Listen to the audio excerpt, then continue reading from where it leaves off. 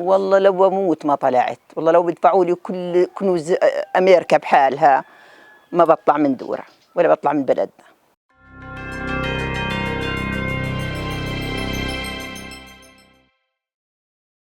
فاطمة سليمان المشارقة أم أشرف شديد من دور الخليل. طبعا مزارعين احنا وفلاحين،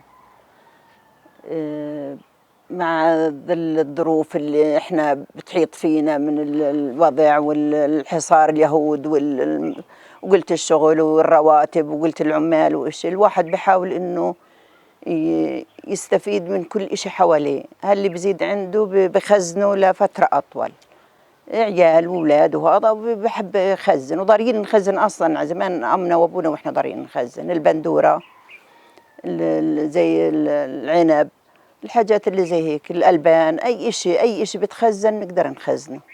البندورة بنقطفها وبنفرزها، الحمراء على جهة والخضراء على جهة، واللي مش مستوية بنحطها على جهة.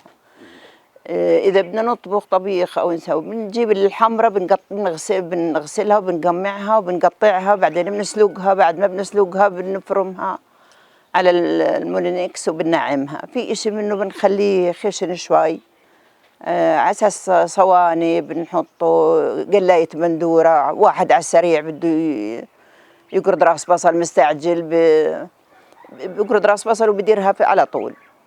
وفي إشي بنعصره عصير وبنصفيه بالصفاية وبنغليه لحد ما يجمد، يعني استنى تروح الرغوة البيضة منه والمي يصير يعني مركز أكثر من ما هو بدنا نطبخه.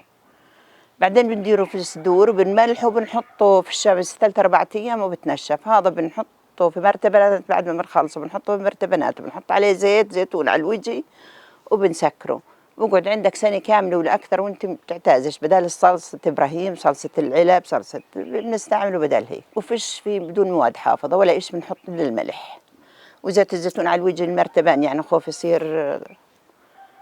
في إشي بنحطه في قناني وبنغليهن بقعد عندك 2-3 وأنت تستعمل منهن.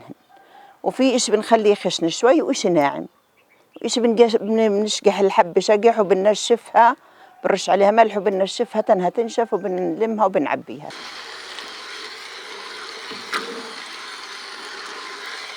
الجيل اليوم كلهن عهد جوالات، والله ما بدهن يتعبن ولا بدهن يتغلبن، ولا احنا على زمن إهنا واحنا إنا مقاثي وإنا بندورة ونصنعها، فظليت مستمرة. يعني حتى أولادي والله ما بيعرفوا، بناتي بيعرفنش، اللي يعني الجديد قاعد بعلم فيهن. أول حاجة هذيك بحط فيها مواد حافظة. ثاني إشي معروف شو اللي بنشتغله. ثالث إشي يعني طعم بيكون مميز غير عن هذيك.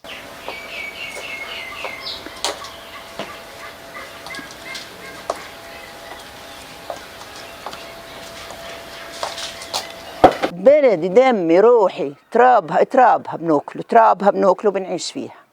يعني أنا عندي نتفة أرض في باب دار، ما أنت شايفش هاي طلع مشتهيش ولا إشي. إحنا إذا فيش بندورة في الدار معناته فيش إشي، زيها زي الطحين والخبز، يعني بنعتازش إشي. مش إذا ضاقت علينا بندق في البندورة.